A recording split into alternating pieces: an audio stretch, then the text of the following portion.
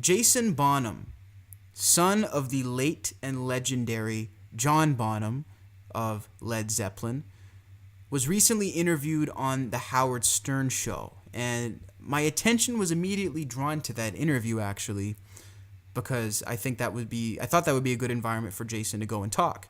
And evidently it was. Maybe not good, but it was conducive to a good interview for Howard, at least, because Howard got Jason singing like a canary in this interview. And kind of talking about some stuff that I guess he wasn't supposed to talk about. Now, I'm not going to make a comment on whether or not I personally think that whatever is said is true. I'm not going to throw slander at anybody or throw any sorts of accusations. I don't do that. But I am going to make an observation on Jason's comment and his retraction, which I'm within my rights to do.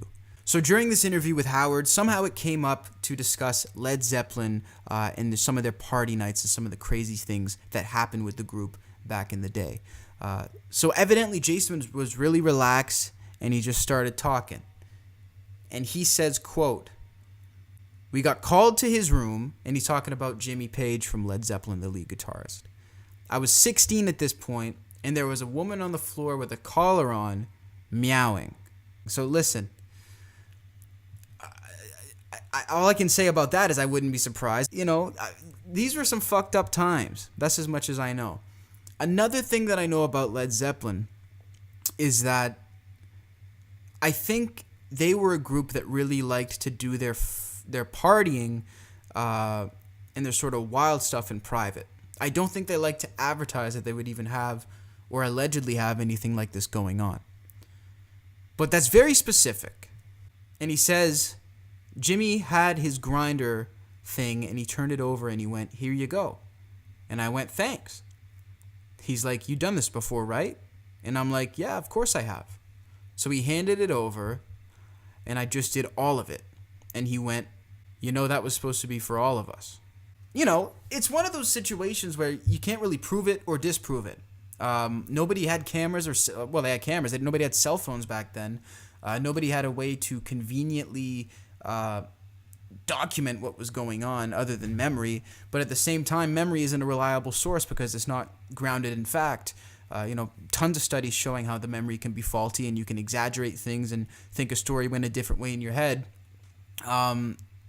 Also, I guess I'll give him the fact that he was on the Howard Stern show. He could have been up as early as 5 a.m. to go on that show, so maybe he wasn't thinking clearly. So afterwards, in a statement on his website, Jason wrote this: "On April 9th, 2019, I, Jason Bonham, gave an interview on radio with Howard Stern.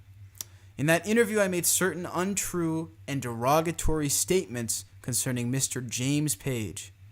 And he goes on to give him accolades about his accomplishments. "I unconditionally retract all derogatory and defamatory comments relating to Mr. Page that I made in that interview. In particular, it is wholly untrue that Mr. J. Page offered me any illegal substances when I was a minor or at all. I apologize to Mr. Page unreservedly for making these unfounded and untrue comments about him." And he goes on and on. So, confusing story. My question essentially would be, if this didn't happen and you're saying it unprovoked, why would you say it? That's simply my first reaction. Why would you say it? And of all the things that you would bring up, why would you say that there was a woman on the ground meowing? Like, that has nothing to do with the story. If you really wanted to frame somebody for offering a minor drugs, that would actually be all you had to say. So I'm not saying whether it's true or not. I'm not throwing any allegations. All I'm saying is that this sounds odd. It sounds awfully particular of a story to be fake. And it seems also equally as weird that he would be lying about that on the Howard Stern show, where it's clearly going to go out worldwide. I don't understand what the motivation would be to be lying about something like that. You look at a documentary like the Michael Jackson one, there's people on both sides saying it's true, and then there's people with a solid case saying it's fake for the reason that the people could be profiting, getting tons of publicity. There's tons of factual reasons why they could be lying about that. But this doesn't seem to have that. So interesting. In my personal opinion, it seems like Jason may have been pressured by some people that he knows and pressed to release a statement like this and retract it. I don't think Led Zeppelin wants anything about their party days to be discovered, and the few things that have been discovered about them have been sort of dark. Let's put it that way. So, sort of raising my eyebrows to this and curious to see if it goes anywhere else.